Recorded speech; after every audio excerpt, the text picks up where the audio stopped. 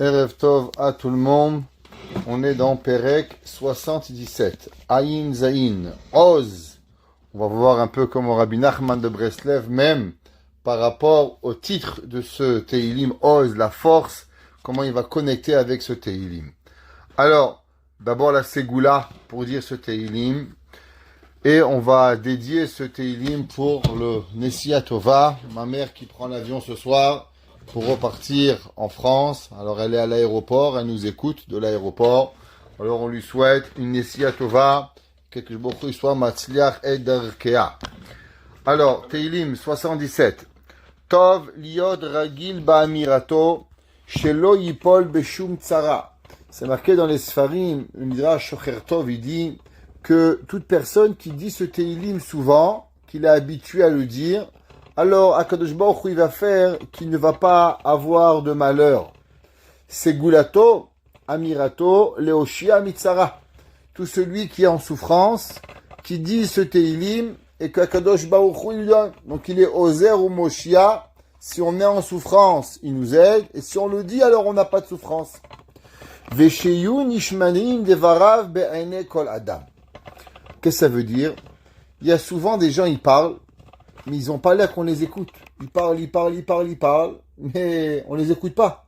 Ça en dirait qu'ils sont pas importants. Celui qui dit ce Teilim, alors sa parole va faire du poids dans les oreilles des gens, et on va l'écouter. Tov le ombro le hamtakat hadinim. Il est bien de dire ce Teilim pour pouvoir adoucir. On a parlé souvent qu'il y a ce qu'on appelle les chassadim, et il y a les gvurot. Et quand on est dans les gvurot, alors on a besoin d'adoucir les gvurot. Vous vous rappelez, un jour on avait dit, c'est comme le café. Est-ce que d'abord on met le café, ou d'abord on met le sucre? On avait raconté qu'il y avait un jour un grand Mekoubal qui avait 2 filles. Et il étudiait, et il demandait à la première fille de lui faire un café. Quand elle lui a fait le café, il dit « Waouh, quel bon café, ma fille, incroyable !» À la deuxième fille, il lui a demandé « Fais-moi un café après quelques heures. » Il n'a pas remercié. Pas comme la première. Alors, la deuxième fille, elle dit, papa, c'est pas juste. À ma sœur, tu l'as félicité dans ton café. Et à moi, tu m'as juste dit merci, mais tu m'as pas dit qu'il était bon mon café. Il dit, dis-moi, quand tu as mis le café, d'abord tu as mis le sucre, après tu as mis le café, après tu as mis l'eau. Elle dit, d'où tu sais? Elle dit, parce que ton café, il a mis de l'amertume dans la douceur. Quand tu as mis le sucre d'abord, c'est doux le sucre. Après, tu mets le café, alors tu as mis l'amertume dans la douceur. Ta sœur, quand elle a fait le café, elle a mis le café, qui est l'amertume, et après elle a mis le sucre, alors elle a adouci la gvoura. Quand quelqu'un il met le sucre après le café, alors il adoucit un peu les souffrances de la personne. Ce qu'on appelle amtakat adinim. C'est pour ça que celui qui est malheureusement des fois, on est dans les souffrances et on a besoin d'un petit pouce. Alors grâce à ce Teilim, on va venir et adoucir ce petit pouce. Avant qu'on commence dans les Nefarshim, on va juste lire un petit peu de quoi il parle ce Teilim, qui c'est qui a écrit ce Teilim et de quoi il en revient. Teilim 77, Lamnatseach al Yedutun. Qui c'est qui est Yedutun? Alors, si vous regarderez dans Rashi 39, on avait vu dans Rashi 39, Perek Lametet, Pasuk Aleph, Rashi avait dit que Yedutun, c'était un homme, et qui avait composé ce chant-là. Rashi, il traduit dans ce Perek Ayin Zayin, si vous regarderez ici, Rashi dit que Yedutun, ça n'a rien à voir avec un chanteur.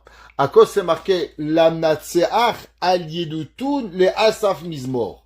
Pourquoi il y a 2 noms d'auteurs? Si Yedutun ici, il est un homme, alors pourquoi c'est marqué Lamnatseach de Yedutun le Asaf? Pourquoi Yedutun il va chanter pour Asaf? Alors Rashi dit que non, qu'on parle, que ce Teilim là, il parle à propos des souffrances d'Israël que on va avoir dans la galoute qu'on a aujourd'hui, qui est la grande galoute qu'on va avoir, et que malheureusement, alors Rashi dit qu'est-ce que c'est Yedutun? Il dit que Yedutun, ça vient du melachon dat. Dat c'est une religion, comme on dit en hébreu, atadati. Alors il dit lamnatseach al Yedutun. ça veut dire que à travers les nations et à travers le temps, on sait que les goyim, malheureusement, qu'est-ce qu'ils ont fait? Ils ont tout essayé de venir et d'enlever la religion de Am Israël. David Amelech, il écrit, il dit, Kolim El Elokim, ma voix à Kadosh Baruch Hu, Ve'etzaka, et j'ai crié. Qu'est-ce que ça veut dire? Ça veut dire que David Amelech, il dit, on lève notre voix à Hachem. C'est pas marqué Havaya, c'est marqué Elokim. Elokim, c'est Miyat Adin. Et on demande à Kadosh Baruch Hu, Koli Elokim, Ve'azin Elai. Souvent, la personne, il a le sentiment, comme quoi il demande à Kadosh Baruch Hu, et que Dieu n'écoute pas sa prière. David Amelech, il dit, Koli, ma voix, El Elokim, même au moment où l'homme, il est en train de crier à Midat Adin, Ve'tseaka, et je crie, Koli Elokim Azina Elai. S'il te plaît, Kadosh Baruch Hu, ne fais pas que j'ai le sentiment que plus que j'ai prié, alors malheureusement, tu n'as pas écouté à ma prière. David Amelech, il dit, quand est-ce que souvent l'homme, il a ce sentiment que Dieu n'écoute pas sa prière? Beyom Tsarati.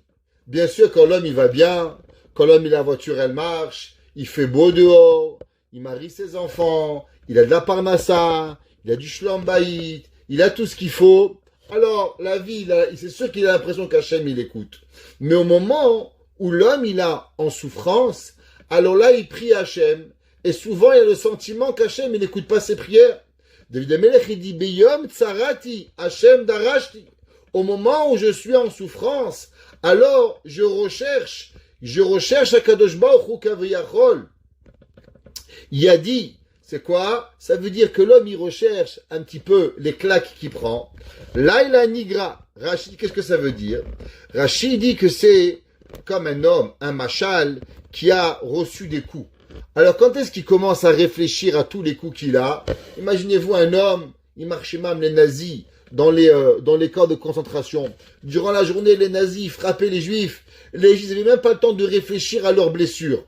Mais quand ils rentraient dans leur campement, alors ils commençaient à voir, ah, j'ai reçu un coup sur mon bras, ah, j'ai reçu un coup dans mes côtes, ah, j'ai reçu un coup sur mes pieds. Alors David Amelech, il dit pareil, il dit, Beyom tsarati Hashem, darashti yadi laila.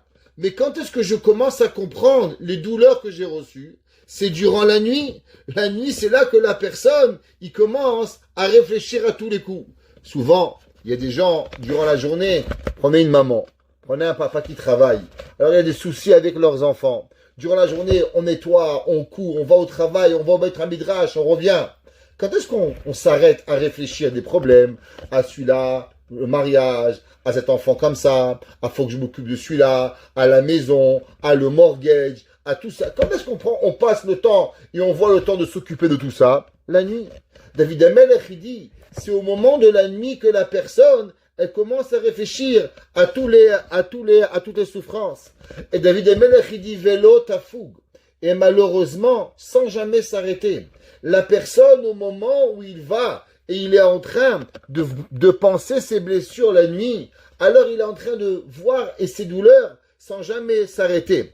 Pareil, Israël, au moment de la galoute, on sait que la galoute, la quatrième galoute qui s'appelle Edom, elle s'appelle la galoute de la nuit. Pourquoi elle s'appelle la galoute de la nuit? À cause que durant les autres galouillottes, il y avait un temps, 70 ans, 400 ans, 210 ans. Alors du fait qu'il y a une lumière au bout du tunnel, on sait, alors c'est pas la nuit. C'est quoi la nuit? La nuit, c'est quand quelqu'un, il sait pas où il va. Quand l'homme, il est perdu, il sait pas. Quelqu'un qui a une petite lumière au bout du tunnel, c'est pas grave. Il sait, au bout, je vais arriver. Allez, 30 ans, 40 ans, 200 ans, 210 ans, je vais m'en sortir. Mais Galoute de Edom, puisqu'elle n'a pas elle n'a pas un moment où on sait qu'on va être libéré, alors elle s'appelle la nuit. La nuit, on a des fois on oublie que demain il va faire jour. Un homme qui est dans la nuit, il a peur, il ne sait pas ce qui lui arrive. Attends, dans quelques heures ça va venir. Mais la nuit, elle est tellement intense que l'homme, alors il peut pas vivre avec cette nuit. Alors pareil, les goïms, durant les millénaires, qu'est-ce qu'ils ont fait les nations du monde? Ils sont venus et ils frappent à Israël. Et chaque fois, avec une différente souffrance.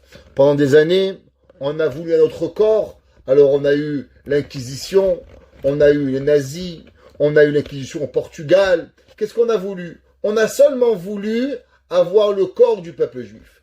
Après, depuis la Deuxième Guerre mondiale, on a changé d'exil, et on est dans une exil de quoi? Une exil qu'on veut notre neshama, on veut voler notre âme, notre identité juive, on veut voler nos enfants, on veut voler leur neshama, on veut nous faire croire maintenant que le monde, que la Torah, elle est fausse, Chas v'Shalom, et que le monde goy, il est vrai, et on se rend même pas compte des makotes et des coups que l'homme, il va avoir. Alors David Amelech, il dit, mais Ana inachem nafshi. Mon âme, elle refuse d'avoir de la nechama. Qu'est-ce que ça veut dire que mon âme, elle refuse la consolation?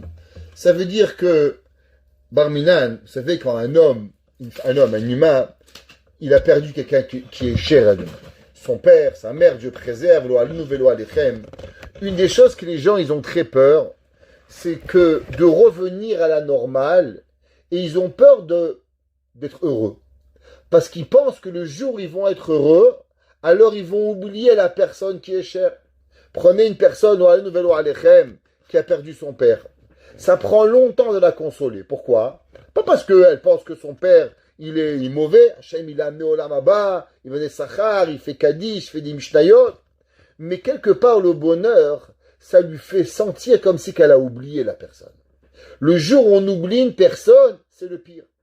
David Amelech, il dit, moi, je refuse de me consoler que les nations du monde, ils veulent me faire oublier Akadosh Baruch Hu. Parce que le jour où moi, je commence à me consoler, ça veut dire que j'accepte. Si moi j'accepte, alors on est fini. Il faut qu'on se rappelle à chaque nation. Il y avait un rab, il s'appelait le Hanmo de Karlin.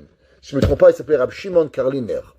Et Rab Shimon Karliner, il a dit un jour, est-ce que vous savez c'est quoi la plus grande honte qu'un homme il va avoir dans le ciel?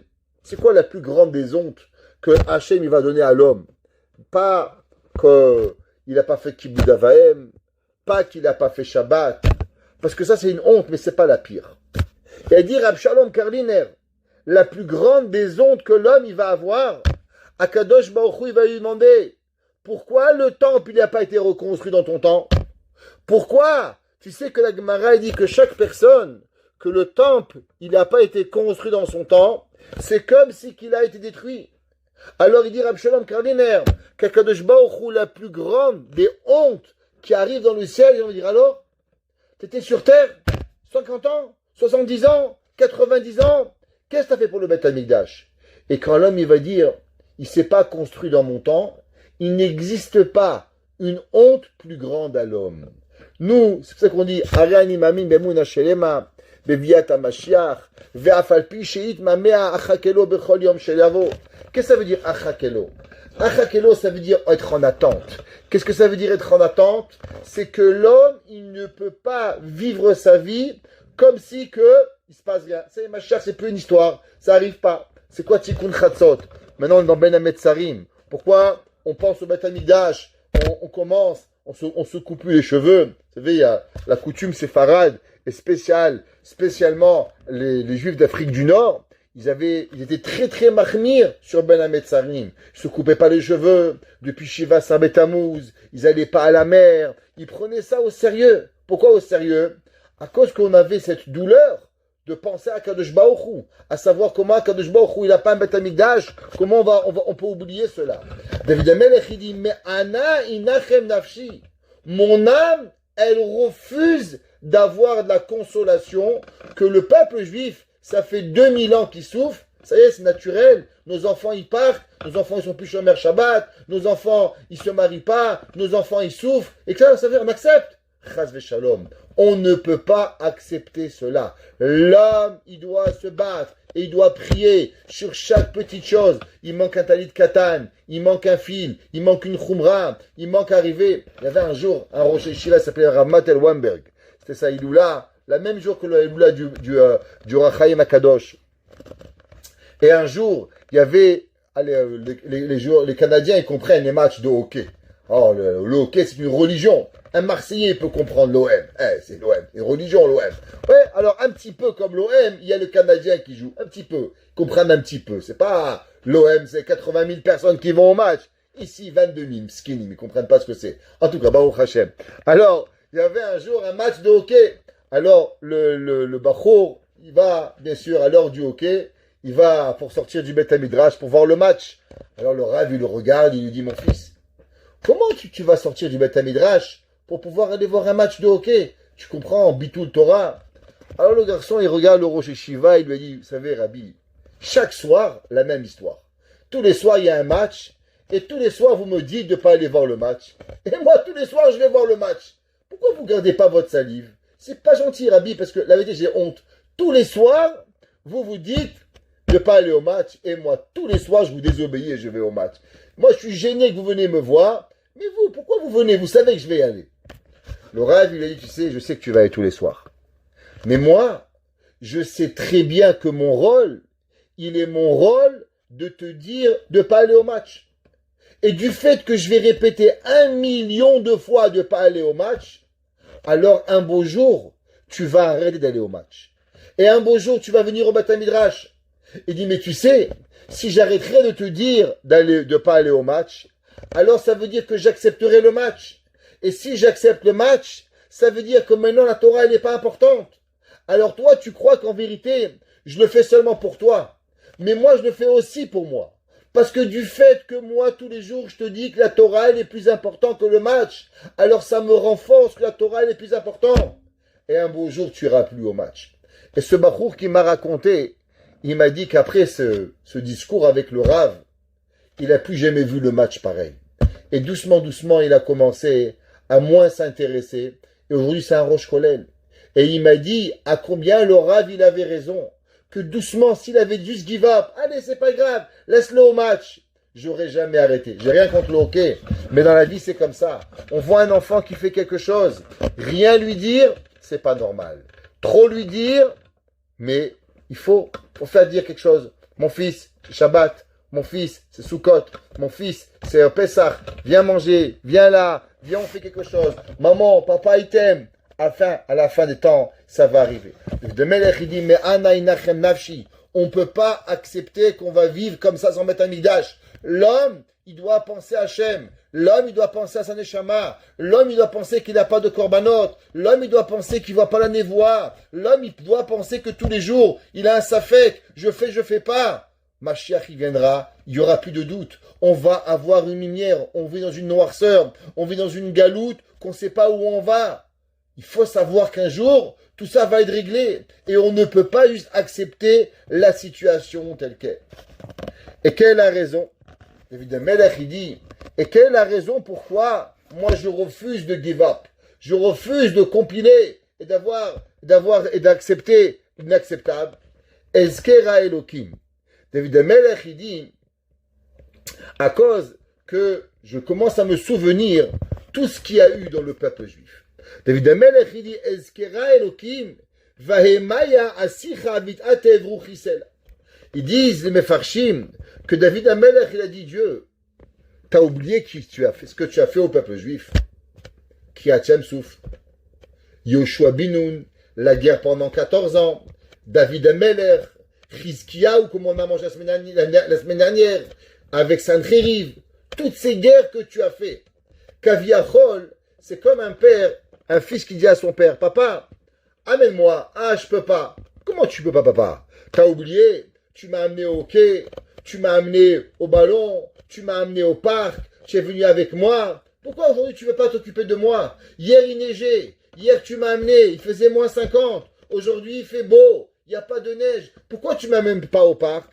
Ça veut dire que l'enfant, il dit à son père, Kaviachol, papa, tu m'as prouvé dans le passé que tu as été capable de t'occuper de moi. Alors aujourd'hui, pourquoi tu ne t'occupes pas de moi? Pourquoi Kadosh Baruch Hu t'a été présent pendant des années et des millénaires pour le peuple juif? Tu as su les sauver de toutes les tsarotes qu'il y a eu. Alors pourquoi maintenant tu n'amènes pas Mashiach? Ouais. Va'ehemaya. Qu'est-ce que ça veut dire? Libéomem et Rov Saharadrouach. Mon cœur, il est là. Mon cœur, il souffre pour savoir qu'est-ce qui arrive. Pourquoi on est là? Asicha. Et moi, qu'est-ce que je fais? Je parle de toute la Géoula qu'est arrivé de la gloire qu'il y a eu avec Israël. Comment tu t'es occupé?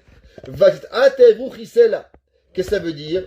Que quand je réfléchis, l'homme il réfléchit à tout ce que Dieu il a fait pour le peuple juif à travers les millénaires, alors pratiquement que l'homme il s'évanouit.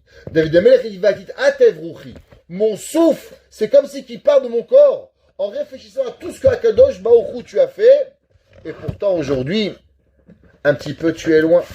Et quand l'homme il regarde tout ça, alors achasta shemurot enai, j'attrape mes paupières. David Amelech il dit comment je peux m'endormir? Comment je peux laisser passer, voir tout ce que tu as fait pour le peuple juif? Et durant 1956 ans bientôt, il arrive le Tisha B'Av, il sera 1956 ans que le temple a été détruit. Et qu'est-ce qui se passe? Qu'est-ce que toi tu as fait? Comment je pourrais fermer les yeux, de tout ce qui arrive?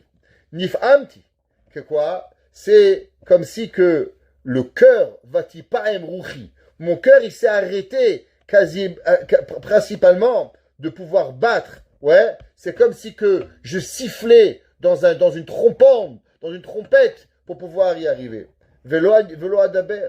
Et je ne peux pas parler que l'homme, quand il regarde, il voit tout ce qui arrive, juste il comprend la souffrance du peuple juif à travers les millénaires.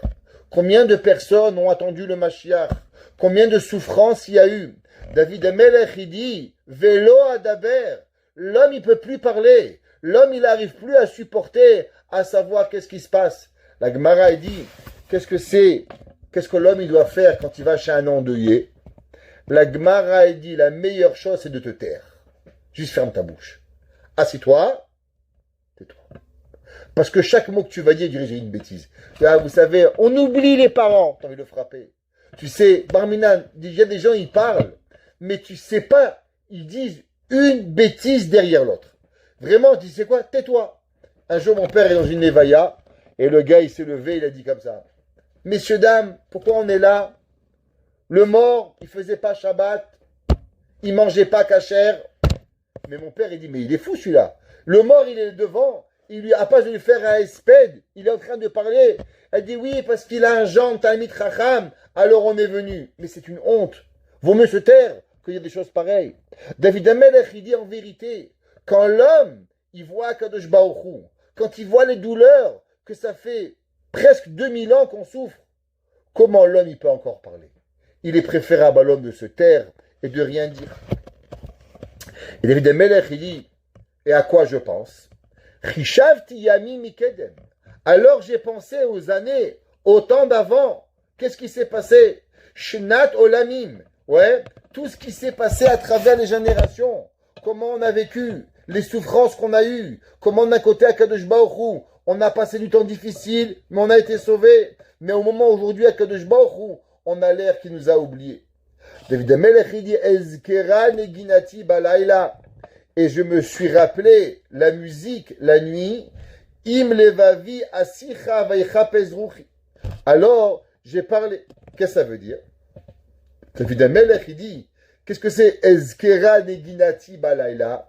Je me souviens de ta musique la nuit. Rabbi Nachman de Breslev il dit de là on apprend que la personne s'il veut parler à Kadosh Baruch Hu, alors il doit parler à Hachem ou ça durant la nuit. La nuit, c'est le moment où il y a moins de pollution. Vous savez, la nuit, on sait qu'il y a moins de pollution. Quoi? Parce que les voitures, ils roulent pas. Rabbi Nachman, il a inventé la pollution verbale. Qu'est-ce que ça veut dire, la pollution verbale?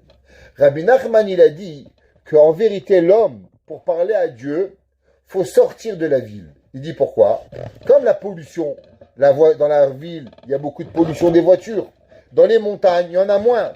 Il dit Rabbi Nachman, pareil. Dans la ville, il y a plein de lachonara, de mots de shemra, de bêtises, de gros mots, de choses mauvaises. Alors, en dehors de la ville, les gens, ils parlent moins. Alors, la prière, elle va plus à Kadosh Baruch Hu. Le Baal Shem Tov, il a dit où est-ce que l'homme doit prier? Dans les forêts. Parce que dans la forêt, les gens, ils parlent pas. David Amelech, il dit, et Rabbi Nachman, qu'est-ce que David Amelech, il dit ici? Que si l'homme, il n'est pas capable de partir dans les forêts, alors au moins la nuit. La nuit, il y a moins de gens qui parlent. La journée, il y a à Montréal 2 millions de personnes qui parlent beaucoup de bêtises. La nuit, 100 000. Il y a 1,9 million de personnes qui font dodo. Alors au moins, Ezkera Neginati Balayla, on va venir et on va se rappeler tout ce qui s'est passé dans la nuit. On se rappelle des chants du Beth Amikdash. On va se rappeler de la joie qu'il y avait. Im levavi asicha. Il dit, qu'est-ce que ça veut dire avec mon cœur je vais parler? David Amelech, il dit qu'en vérité, sa tête, elle parle à son cœur. Im levavi asicha. Avec mon cœur je parle. Qui c'est qui parle? Son intellect. Son intellect, il parle, son moar, comme si il se parle à lui-même.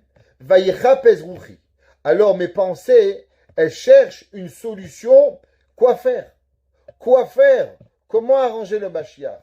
Comment arriver, Bémet, à pouvoir vivre? Il y avait un jour une histoire très intéressante. Il y avait un jour un homme, il avait un fils. Et le papa était malade à la maison.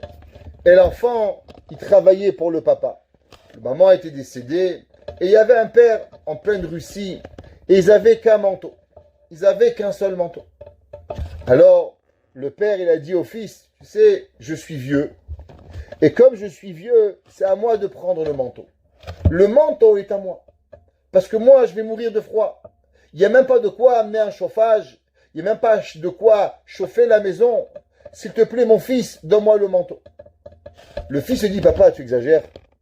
Tu sais, moi, je travaille dans le froid pour pouvoir te nourrir. Et maintenant, tu veux me prendre le manteau. Je vais devenir un glaçon. Je ne vais pas être capable de supporter ce froid. Toi, tu es au moins entre quatre murs. Moi, je suis dans la forêt, en train de travailler. Sans manteau, je vais mourir. Le manteau, il m'appartient. Et le père, il dit, mais mon fils, je suis vieux. Comment tu vas laisser ton père sans manteau toute la journée? Et le fils, il dit, mais papa, comment toi, tu laisses ton fils dans le froid, dans la neige sans manteau? Alors, les deux, ils sont allés voir le Rav. Partis voir le Rav de la ville. Le Rav de la ville, il a écouté le premier, il a écouté le deuxième, il a écouté le père, il a écouté le fils. À la fin, il a décidé qu'en vérité, le fils, en étant dehors, en risquant sa vie, il était bekoum ve'aseh, tandis que le père, il était beshev altaaseh, il ne bougeait pas. C'est vrai qu'il avait un risque d'être malade, mais il ne mettait pas sa vie en danger. Tandis que le fils, en sortant de la maison, il mettait sa vie en danger. Alors le manteau, il appartenait au fils et pas au père.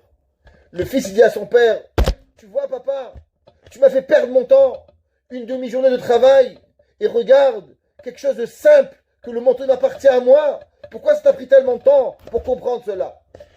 Alors il rentre à la maison, le père, il faisait la tête. Après tout, il avait perdu le manteau. Et le matin, l'enfant se lève heureux. Enfin, il pourra prendre le manteau sans que son père y râle. Maintenant, le manteau, il lui appartient. Alors, il va, il met le manteau. Et au moment où il va sortir dehors, il voit le père qui est triste. Et il réfléchit une seconde et il dit, mais contre qui j'ai gagné? Contre qui j'ai gagné? Est-ce que j'ai un ennemi en face de moi? Je n'ai que mon père. Mon père en face de moi. Je vais juste gagner le manteau de mon père, de celui qui m'a donné la vie, celui qui m'a donné la respiration. Est-ce qu'un homme il peut se chauffer avec le manteau du père où le père t'a fait vivre? Est-ce que c'est possible, c'est une chose pareille? Alors l'enfant il enlève le manteau, il dit, papa, t'as raison. Comment j'ai pu penser une seconde qu'un manteau? Je vais pouvoir me chauffer avec un manteau pendant que mon père sera en train de mourir de froid durant la journée. Le père lui dit, mais mon fils, le Rav il a raison. Tu vas sortir dans le froid, tu vas risquer ta vie. Il dit, papa, mais je l'ai fait déjà des dizaines de fois. Alors je me mettrai derrière un arbre et je courrai un peu plus et je bougerai un peu plus pour avoir encore plus chaud. T'inquiète pas. Et le fils il dit, non mon fils, mais le Rav il a dit que le manteau est à toi. Ça veut dire que maintenant t'arrives de prendre le manteau. Et le fils dit, mais papa, parce que j'ai décidé que je voulais le manteau. Mais maintenant je veux plus le manteau, garde-le. Alors les deux, ils repartent voir le Rav. Les deux repartent voir le Rav. Et le Rav, il regarde, il dit, mais qu'est-ce que vous voulez chez moi? Hier, j'ai déjà passé 2 heures à vous écouter, le manteau s'appartient. Laissez-moi tranquille avec ce manteau. Et le fils, il dit, non, quoi d'Arav? Aujourd'hui, on a une autre question. Il dit, quelle est la question? Il dit, aujourd'hui, c'est que je veux que mon père, il ait le manteau. Parce qu'un manteau, pendant que mon père, il crève de froid, c'est pas un manteau. C'est un gainam. Comment moi je ne peux pas avoir un manteau pendant que mon père il a froid? Comment un manteau, des larmes d'un homme, il peut me chauffer? Ça marche pas cette histoire. Alors je veux que mon père il a le manteau. Et le fils, le père, il dit, Kvod Arav, comment je peux avoir un manteau après que le Rav il a tranché que c'est pas mon manteau? Est-ce que je peux avoir un manteau qui n'est pas à moi? C'est à son, c'est du Gezel. Un manteau de Gezel, je peux pas le prendre. C'est à mon fils le manteau, pas à moi. Alors le Rav il se lève, il dit attendez une seconde. Et le Rav il va dans sa chambre et il revient, il dit vous savez, mon fils il est parti à la yeshiva et mon fils il a laissé un manteau. Alors prenez le manteau. Et maintenant le père il a un manteau et le fils il a un manteau.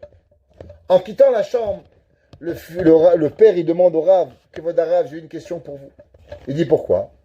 Il dit pourquoi hier quand on est venu vous voir, vous n'avez pas pensé qu'il y avait un deuxième manteau? Pourquoi aujourd'hui vous avez pensé à avoir un deuxième manteau? Il lui a dit, Béhémet, je me suis posé la même question. Je me suis posé la même question, pourquoi hier j'ai pas pensé à vous donner le manteau de mon fils? Et le Rav, il a dit, vous savez pourquoi? Parce que hier, toi tu as dit que c'était ton manteau. Et ton fils dit que c'était son manteau. Donc vous avez créé de l'égoïsme. Vous avez tellement créé de l'égoïsme que moi aussi j'ai pensé à moi-même. Et j'ai dit que le manteau est à moi. Alors j'ai gardé le manteau chez moi et je l'ai gardé à moi. Quand aujourd'hui vous êtes arrivé et qu'un a dit le manteau est à lui, l'autre dit non, le manteau est à lui. Il dit non, le manteau est à lui. Alors je dis mais moi aussi le manteau il n'est pas à moi. Alors j'ai aussi un manteau à donner. Alors je suis venu et je donne le manteau. Ça veut dire que dans la vie, quand on est égoïste, on crée l'égoïsme autour de nous. On ne se rend pas compte. Un père égoïste, il pense à manger, pense à boire, pense à dormir, pense à son plaisir. Un jour, il n'y a pas longtemps, quelqu'un m'a dit que quelqu'un ne peut pas recevoir ses petits-enfants parce qu'il doit faire la sieste Shabbat. Malheur cette sieste, maudit cette sieste. Un homme, il ne peut pas recevoir ses petits-enfants Shabbat. Ils ont fait ses petits-enfants. Parce que monsieur veut faire une sieste.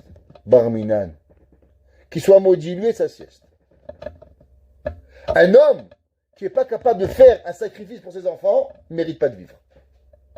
La Torah te dit, il faut que tu donnes de toi-même. Il faut donner de soi-même. David Amelech, il écrit, David Amelech, il dit que l'homme, toute sa vie, il doit réfléchir à quoi Kadosh Baruch Hu, qu'est-ce qu'il donne, qu'est-ce qu'il fait, comment on peut arranger, comment le Beth Amikdash, il n'est pas là.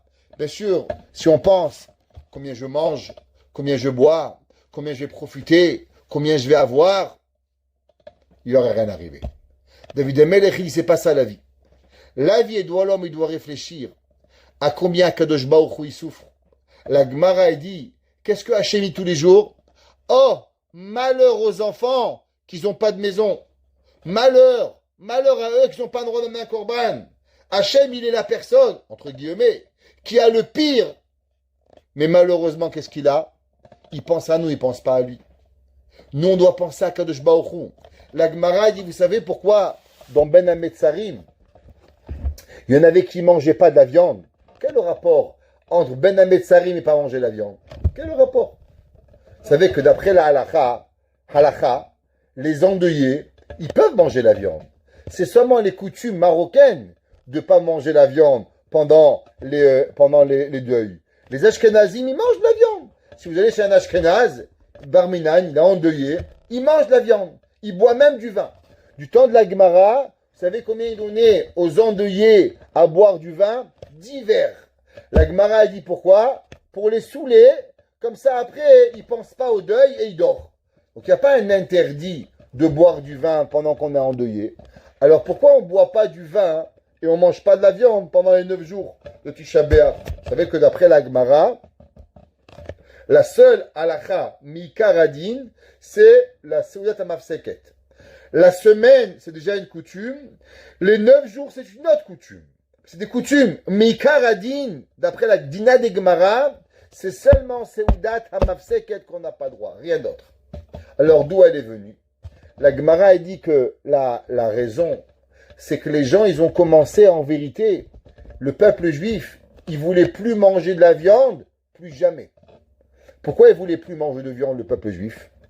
Parce que le peuple juif, il a dit, comment c'est possible que nous, on va manger de la viande quand Akadosh Baruch Hu, il a plus de viande. Akadosh Baruch Hu, c'est quoi sa viande? C'est le korban. Du fait que Akadosh Baruch Hu, il n'a pas de viande, il n'y a plus de korbanot, alors comment moi je pourrais manger de la viande? Kaviachol Agmara dit, les gens, ils ont dit, mais comment on peut être mieux que Dieu? Akadosh Baruch Hu, il n'a pas de korban, entre guillemets, il goûte pas la viande. Alors comment nous, on va goûter de la viande? Alors ils ont dit, ok. Alors comment tu vas faire avec du vin? On va aussi boire plus du vin. Ils ont dit, ok. On va faire un éder, plus jamais de vin. Écoutez ça. Ils étaient prêts à ne plus jamais boire du vin, tant et aussi longtemps que le temple, il serait plus reconstruit.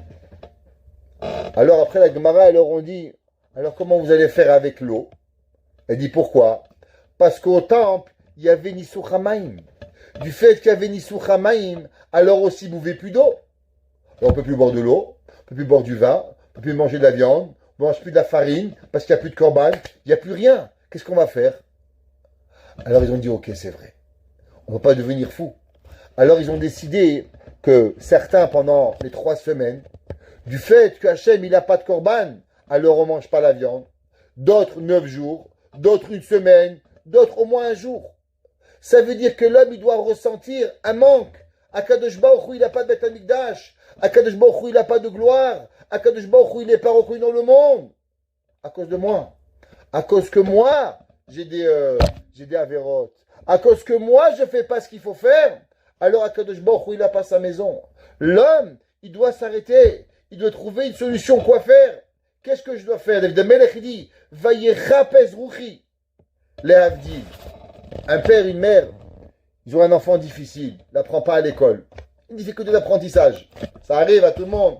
Il n'est pas excellent en maths. Ouais, fait les maths. Très important. Au Canada, j'ai appris ça.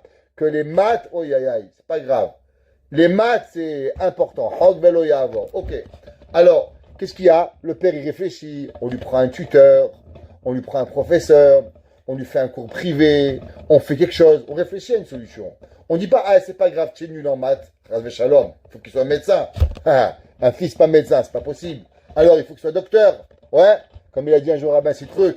Il a demandé à sa mère, et vous savez, madame, votre fils est le premier rabbin tunisien. Il dit, ouais, son frère, il est médecin. Il est médecin, ça c'est plus important qu'être rabbin. Alors, qu'est-ce qui arrive? L'homme, il doit trouver des solutions. David Amelech, il nous dit, Vayechapez Ruchi. Est-ce que tu as cherché à trouver une solution au Beth Amikdash? La Gemara, c'est marqué que la Gemara dit qu'une des questions qu'on va demander à l'homme pour pouvoir arriver quand on va mourir, si pita Yeshua. Est-ce que tu as attendu la Yeshua? Qu'est-ce que ça veut dire si pita la Yeshua? Le Chafetz Chaim, il a dit qu'on n'a pas le droit de s'asseoir le dos contre la chaise. Assour. Il dit le Chafetz Chaim, un rave, un homme, jamais s'assoit contre la chaise. Pourquoi? Parce que quand un homme il est nerveux, par exemple, qui c'est qui connaît pas ça? Maman, son fils il a pris la voiture le premier samedi soir qu'il prend la voiture quand elle a le permis. Et à quelle heure tu arrives? 11h. À 11h elle est devant la fenêtre. Dès qu'il y a une voiture qui arrive, tac, elle saute. Comment elle est assise la maman? Sur la chaise? Ou elle s'assoit au bord de la chaise? Elle est tout le temps prête à sauter pour savoir est-ce que le fils il arrive. Le Chafetz Chaim il a dit comment Tzipita le Yeshua que l'homme, il doit toujours être assis sans jamais avoir le dos. On ne s'assoit jamais avec le dos contre la chaise. On n'a pas. Pourquoi? Parce que Tzipit à la Yeshua. L'homme, il doit attendre la Yeshua. Comme si on est sur prêt à sauter, prêt à bondir pour pouvoir y arriver. Une des raisons pourquoi le Tisha B'Av, on ne s'assoit pas sur des chaises, on s'assoit par terre, à part qu'on est en deuil, c'est pour qu'on attende. Combien on doit attendre à chaque seconde durant le jour de Tisha B'Av, Tzipit à la Yeshua. On attend la Yeshua. On vit avec la Yeshua pour pouvoir y arriver. David Amelech, il dit ici plus que ça. Tzipit à la Yeshua, c'est pas seulement s'asseoir sur la chaise. Une grande madriga, bien sûr, de jamais s'asseoir. Le Rav Steinman, je ne sais pas si vous avez vu, il s'asseyait sur un lit et il mettait derrière lui un tabouret pour pouvoir s'asseoir, mais il ne s'asseyait pas sur une chaise. Pourquoi?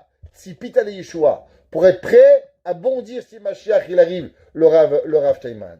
David Amelech, il dit que l'homme, il doit, vaïchapez rouchi. À combien tu as essayé de chercher une solution pour avoir le Mashiach? David Amelech, il écrit dans Pasuk Hal olamim yiznach. Alors, c'est quoi cette question de Hal olamim yiznach? David Amelech, il dit comme ça. Est-ce que à jamais tu nous as abandonnés? Ça veut dire que David Amelech, il demande à Kadosh Baruch Hu, combien le temple il a existé? Allez, soyons honnêtes.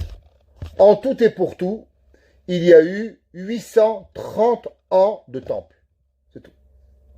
830 ans. Combien on a de galoutes? 1956 ans. On est pratiquement aujourd'hui à 2 fois et demi le temps qu'il y avait. David Amelech, il dit, je ne comprends pas.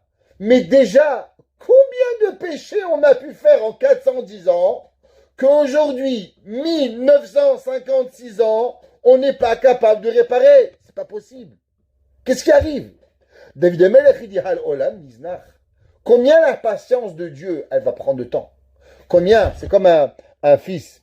Il a mangé le chocolat. Sa mère a dit, le chocolat pour Shabbat. Oui, maman. La mère, elle va dormir, tac, il mange le chocolat. La maman, elle se réveille le matin, elle voulait faire un gâteau, elle n'a pas de chocolat. Elle est fâchée. Combien de temps elle va être fâchée? Allez, 1 heure, 2 heures, au bout d'un moment, il dit, maman, ça y est, allez, je t'achète ton chocolat, le gâteau, ça y est, il faut pardonner. Maman, elle pardonne. Caviar, la Kadosh Baruch Hu, il ne va pas pardonner. David Amelech, il dit, mais combien d'années? Combien de temps tu vas nous pardonner? Aïm Hashem koes alenu ad kedekach. Shagalut nimshechet kokach arbe shanim. Il dit le Rav Edelstein, qu'est-ce que ça veut dire? Al olam iznach. L'homme, il doit se poser une question, dire Dieu, yallah. Allez, sois pas marocain. Il y avait un jour, un Rav, il s'appelait Rav Ben Baron, qui était le grand rabbin de Tunis. Alors, vous savez qu'à Tunis, il y avait deux Keilot. Il y avait la Keila des Tunisiens et il y avait la Keila des Italiens. Ça s'appelait les Grana et les Garnis. 2 Keilot totalement séparés.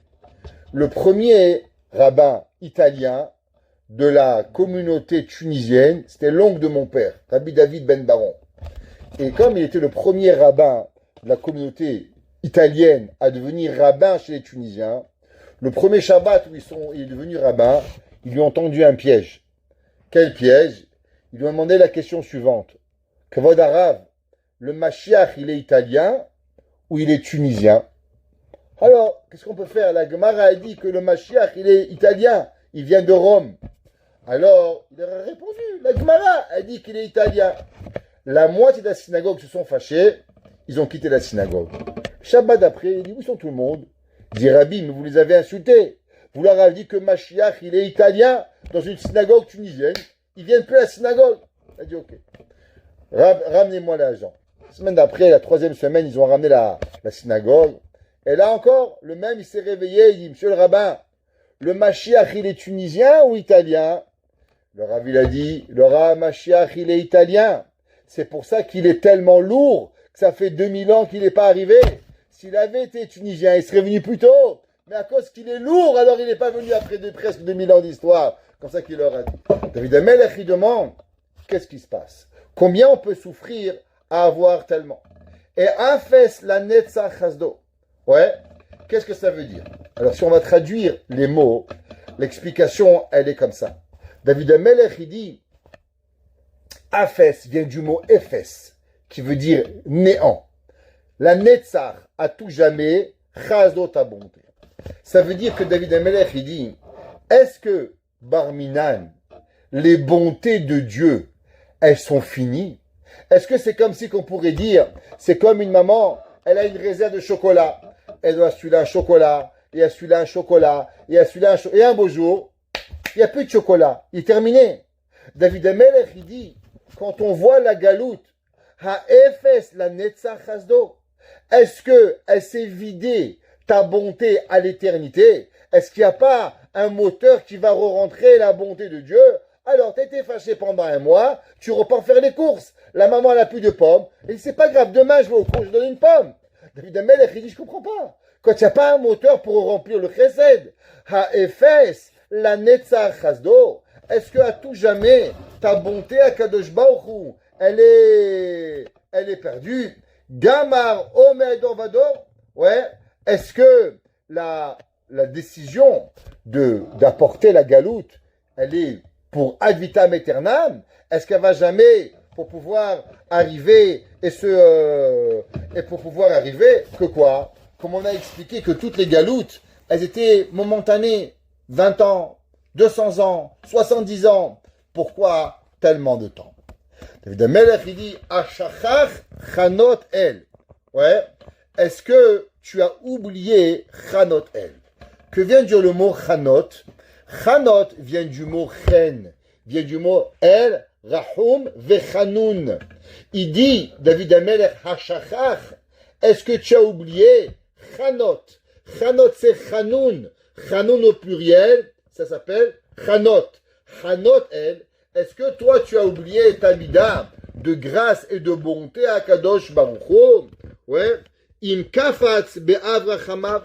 Est-ce que ta colère que tu t'es fâché contre le peuple juif, ouais, elle a fermé, Dieu préserve, la miséricorde d'Akadosh Baruch Hu, c'est là à tout jamais. Ça veut dire que David Amelech, il demande, est-ce que Barminan Akadosh Baruch Hu, ta grâce, ta bonté, tout ton chesed, il est tellement fâché, c'est comme si un père, son fils, il a tellement joué avec l'ordinateur, il prend l'ordinateur et le casse. Bam! Fini, il n'y en a plus. Dieu préserve, il dit David Amelech, quoi c'est fini? Le chesed, tu l'as cassé, il n'y a plus de chesed dans le monde, il n'y a plus rien qui va arriver, on ne va pas s'en sortir. David Amelech, il dit, Vaomer chaloti ish nochem imelion. Qu'est-ce que ça veut dire? Il dit David Amelech, tout ce que je dis, et tout ce que je chante, ouais, et tout ce que je dis dans mon cœur, chaloti. Qu'est-ce que ça veut dire chalot? Il y a une machloquette entre le Ibn Ezra et le Soporno et Rashi. Rashi dit qu'est-ce que ça veut dire chaloti? Il dit ça vient du mot chayil vareada. Ça vient du mot la guerre et la peur. Et il dit qu'en vérité, tout ce que l'homme il subit, pourquoi Kadosh Baruch Hu il a créé toutes ces souffrances depuis des millénaires, elles sont seulement venues pour pouvoir faire peur que l'homme, il va pas tomber et que il va pas arriver. Ça veut dire que David Amelech, il dit, Chalot hi, Shenot Yamin Elion. Tout ça, c'est ce que Kadosh Baruch Hu veut, seulement pour nous faire peur. C'est quoi Shenot Yamin? Ce qui a changé, c'est quoi Yamin? Yamin, c'est la droite. La droite, ça revient avec la Chesed Akadosh Baruch Hu. Et il dit qu'aujourd'hui, on ne voit plus la bonté de Dieu. Et la raison pourquoi on ne voit plus cette bonté, c'est pour que l'homme, il a peur parce qu'il doit prier. Le Seporno et le Ibn Ezra, il dit, qu'est-ce que ça veut dire le mot Chalot? Il dit que le mot Chalot, ça vient du mot Tfila. D'où est-ce qu'on sait? Comme c'est marqué, ce qu'on lit à la Sefer Torah, dans les Ta'anit. Vayachel Moshe. Vayachel Moshe, dans Parashat Kitissa, c'est marqué que Moshe Rabbeinu, il a prié. Au moment où on a fait le Vaudor, Vayachel.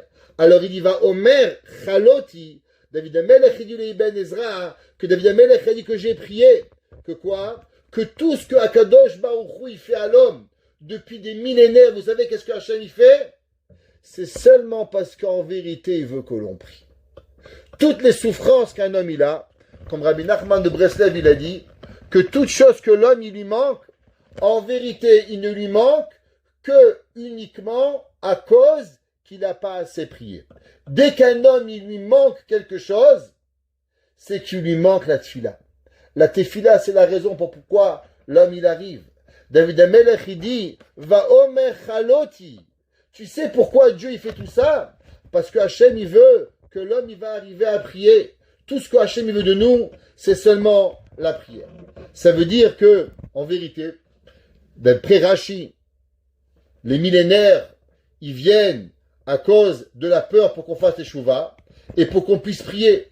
D'après le Ibn Ezra et d'après Rashi, les deux, un c'est pour pouvoir prier, un c'est pour pouvoir avoir peur, mais le reste c'est pour se rapprocher de Kadosh Baruch Hu. Et là, David Amelech, il vient et il répond. Alors pourquoi Béhémet on est là? Il dit Ezkor me aliyah qui ezkera mikedem pil'echa. David Amelech, il dit viens on va se rappeler. Remettez-vous un petit peu en image tout ce qui est arrivé durant l'histoire juive. On était en Égypte, on a été pris, Paro y tuait les bébés, Paro faisait des catastrophes, Nebuchadnezzar, Sancheriv, les nazis, toutes les tsarot de Ham Israël. Du moment qu'on est dans la tsara, pendant qu'on est en train de souffrir, alors l'homme, il voit pas la fin du tunnel. C'est pas vrai. L'homme, quand il souffre, il ne dit pas, bah, ça va s'arrêter. Les gens, quand ils étaient à Auschwitz, ça a duré combien en tout et pour tout? Ça a duré 5 ans. Vous imaginez 5 ans de souffrance. Barmina, Noale, Nouvelle Alechem. À une personne qui a passé ces 5 ans-là. Est-ce que d'après lui, c'était juste 5 ans? Nous, il y a 5 ans, on se rappelle, ouais, on était à Miami, on était en Israël, on faisait du surf, on faisait de la plongée sous-marine. On se rappelle même pas ce qui s'est passé avant-hier. Il y a 5 ans, vous avez même oublié où vous étiez à 5 ans. Vous avez oublié comment vous étiez beau. Hein? On dit comment vous êtes. Ah, c'était mon pauvre malheureux. On oublie qui on était il y a 5 ans, c'est vrai, on oublie tout. Mais les gens qui étaient à Auschwitz, Barminan, les 5 ans, c'était une éternité qui arrive. Mais pourtant, prenez la Galoute Mitzraïm. Quand est-ce qu'on a vu la puissance de Dieu? Est-ce qu'on a vu la puissance de Dieu pendant l'Égypte ou à la sortie de l'Égypte? Quand est-ce qu'on a vu la grandeur d'Akadosh Baruch Hu? Est-ce qu'on a vu au moment où Sancheriv il est venu ou au moment où on a fait la guerre à Sancheriv? Quand est-ce qu'on a vu l'Espagne tomber? Au moment de l'Inquisition espagnole ou au moment où l'Espagne elle a tout perdu? L'histoire du monde elle a prouvé qu'en vérité la grandeur d'Hachem, on la voit jamais Bécha'at Sarah. Quand est-ce qu'on voit Akadosh Baruch Hu? On ne voit Dieu seulement à la fin que Akadosh Baruch Hu, il finit. Et c'est pour ça que David Amelech, il dit que quoi? Qui est Skera? Que l'homme, en vérité, il voit Akadosh Baruch Hu seulement à la fin que l'homme, il voit. Alors c'est là qu'en vérité, que l'homme, il peut voir Akadosh Baruch Hu dans sa vie. Ça veut dire que si l'homme, il veut voir Hachem tout de suite, il n'arrive pas à voir Hachem. C'est seulement quand il voit après la fin, alors Béhémet, il voit Hachem. Il dit, Gaata bizro amecha bene Yaakov et Yosef Sela.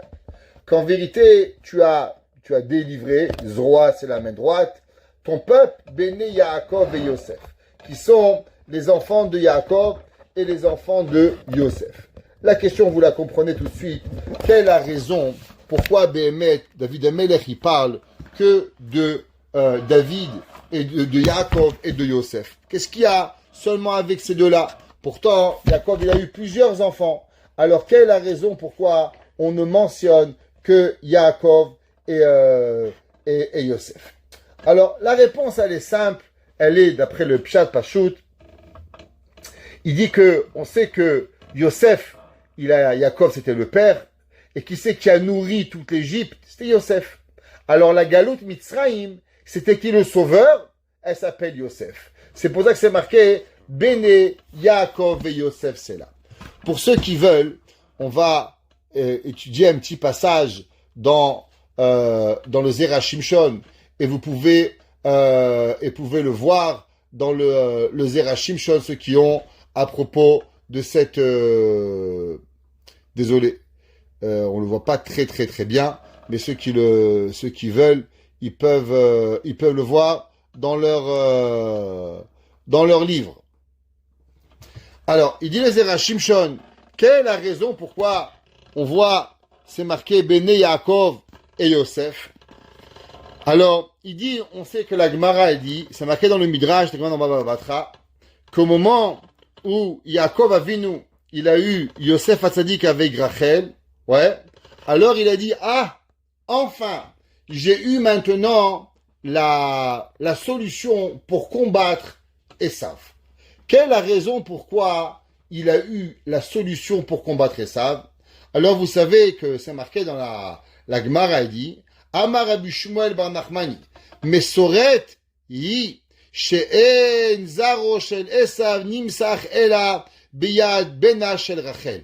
Qui c'est qui peut combattre Esav? Le seul qui peut combattre Esav, c'est les enfants de Rachel. Il ne peut pas être combattu autrement. Et la question, elle est, pourquoi Béhémet, les enfants de Esav ne peuvent être combattus que par Yosef et pas les autres. D'abord, il faut savoir que les autres frères de Yosef, ils ont un problème. S'ils vont venir combattre à Esav, alors c'est marqué que Esav va leur dire, mais qu'est-ce que vous voulez chez moi? Vous et moi, on est égaux. Pourquoi on est égaux? Vous avez une question, pourquoi j'en veux à votre père? Mais la question, elle est, pourquoi vous en vouliez à votre frère? De la même façon que Réhouven, Shimon, Lévi, Yehuda, vous avez vendu votre frère, alors moi aussi j'ai vendu mon frère, Yaakov. La haine qui est venue et qui a combattu entre Yaakov et Esav est la même haine qui a eu entre les Shvatim et Yosef. Dit le Midrash, dit le Zera Shimshon. D'abord, il faut savoir que pour pouvoir combattre quelqu'un, il faut être mieux que lui. Si on n'est pas mieux que lui, alors on n'est pas capable de pouvoir le combattre. Alors du fait que les frères de Yosef ont fait quelque part du mal à Yosef, à cause qu'ils étaient jaloux de lui, alors ils ne peuvent pas combattre véritablement Yosef et Esav. Parce que Esav, qu'est-ce que tu veux? Il a réagi pareil. Le seul qui est venu et qu'on lui a fait du mal, et pourtant à la place de remplacer le mal par le mal, il a remplacé le bien par le mal, c'est qui? C'est Yosef. Yosef, il prouve à l'humanité qu'un homme peut être vendu par ses frères. Un homme, on peut lui faire du mal. Un homme, on peut lui donner. Mais quand il arrive, comment il gère? Il gère avec humanisme. Il gère avec la bonne façon de faire. La preuve, Yosef. Les frères de Yaakov, les fils de Yaakov vont vendre Yosef. Quand Yosef va les prendre, il va les nourrir, lui, eux, leur père, leurs enfants, leurs petits-enfants, leurs femmes, Shivim Nafesh, toute l'Égypte. Un homme qui va être capable de surmonter la haine, alors il va être capable de combattre Esav. Un homme qui va venir et qu'il n'est pas capable, alors il va pas être capable de pouvoir le faire et pour pouvoir y arriver. Alors, alors lui, il n'est pas capable de lui répondre. Ouais. Alors il va lui dire quoi? Parce qu'il t'a fait du mal ton père. Il t'a pris la bracha. Il dit, ben moi aussi. Mais mes frères, ils m'ont pris, ils m'ont vendu. Et du fait qu'ils m'ont vendu, je leur en aurais pas voulu. Je leur ai donné, je les ai aidés. Le Zera Shimshon, il demande, il dit, ouais, c'est joli tout ça.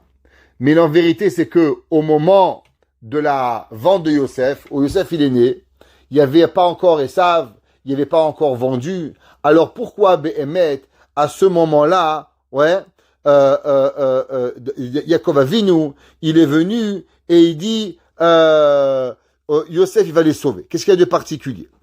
Et il dit que c'est vrai que Yaakov, il y avait un problème. Quel est le problème? C'est marqué dans le Midrash que Yaakov, il dit Esav, il dit à Yaakov, tu sais, Yaakov, toi, tu mérites pas Eretz Israël.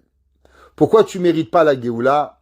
Tu sais pourquoi tu mérites pas Bémet qu'Hachem il soit avec toi? Du fait que tu as marié deux sœurs, alors en vérité, tu as transgressé la Torah. Et du fait que tu as transgressé la Torah, alors tu ne mérites pas de venir et de combattre Esav. Ça veut dire que toute ta raison d'exister, Yaakov, c'est à cause que tu fais la Torah. Mais du fait que tu as marié deux sœurs, alors le mariage de deux sœurs qui a contre la Torah, ton existence, tes 12 Shvatim, Chas v'Shalom, ils viennent prouver qu'il n'y a pas de place à Yaakov dans la Torah. Seulement nous, on sait en vérité que Yaakov Avinu, il a marié deux sœurs parce qu'Akadosh Baruch Hu lui a demandé. Mais s'il n'avait pas demandé, alors il n'aurait rien fait pour plusieurs raisons. Une des raisons, à cause que l'on sait que Yaakov, il a converti Rachel et Léa. Et du fait qu'il les a convertis, alors automatiquement, elles étaient plus des sœurs halachiquement. Et il n'y avait pas, et qu'avant Matan Torah, ça n'existait pas le judaïsme. Le judaïsme, c'était seulement si tu le voulais. Donc du fait que Lavan n'était pas juif, et que Rachel et Léa ont décidé de se rapprocher de Kadosh Baruch Hu, alors il n'y avait pas d'interdit. Alors comment on prouve maintenant vraiment que Yaakov Avinu, il est vraiment celui qui peut combattre Esav, si on avait choisi les enfants de Rachel, de Léa, alors en choisissant les enfants de Léa, on prouve que la femme légitime de Yaakov, c'est Léa. Et donc Yosef, il est illégitime, et on donne raison à qui? On donne raison à Esav. Mais en envoyant Esav à la guerre, en envoyant Yosef à la guerre contre Esav, ça veut dire que l'on prouve, dit le Zera Shimshon, qu'en vérité Yosef, il est un enfant légitime. Ça veut dire que Yosef, il fait partie intégrale de la Merkava, comme c'est marqué dans la Gemara dans Kiddushin. La Gemara dans Kiddushin, elle dit qu'un homme qui avait participé à la guerre de David Amelech, on ne pouvait pas regarder plus loin que ça.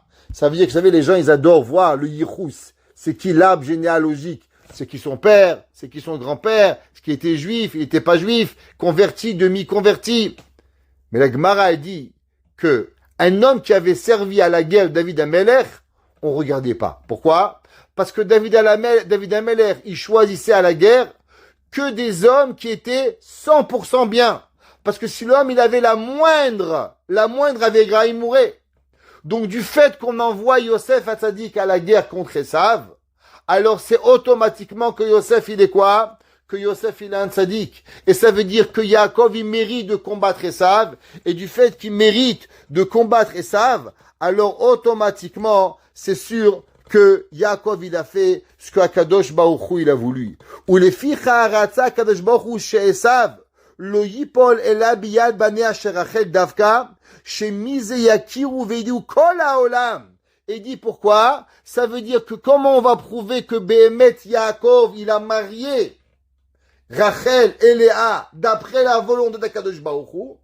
C'est que quand il y a les enfants de Yosef vont combattre Esav, alors ça prouve que Behemet, les enfants de Yosef, de Rachel, sont des enfants légitimes, et ça vient d'Akadosh Baruch Hu, et c'est pour ça que c'est eux qui vont venir et qui vont pouvoir combattre, pouvoir arriver à combattre. Maintenant, juste pour pouvoir continuer, le Zera Shimshon, il dit quelque chose d'incroyable. Il dit le Zera Shimshon, une seconde, il dit que il y a quelque chose de plus qui s'est passé entre les enfants de Yaakov Avinu et Esav. Il dit chez Esav, il y a quelque chose qui est particulier. Il dit qu'est-ce qu'il y a de particulier? Il dit que les enfants de Yaakov, quand ils ont vendu leur frère, alors automatiquement, quand ils ont vendu leur frère, ils ont fait tchouva. En faisant tchouva, ils ont essayé de rattraper la sauce et de pouvoir changer. Il dit, intéressant, qu'est-ce qui se passe avec Esav? Il dit, Esav, non seulement, il n'a pas, malheureusement, non seulement qu'il n'a pas fait tchouva, mais en plus que tout ce qu'il a fait, aval Esav, av leachar shenimsaru Israël biyado leavadim, gazar alehem shmadot veharag alafim verevavot. Il dit, regarde, qu'est-ce qui s'est passé entre les frères de Yosef et Esav? Il dit, viens, on va dire que les frères de Yosef, ils sont égaux à Esav, que les deux, ils ont vendu leur frère. Il dit, mais tu sais quel est le problème?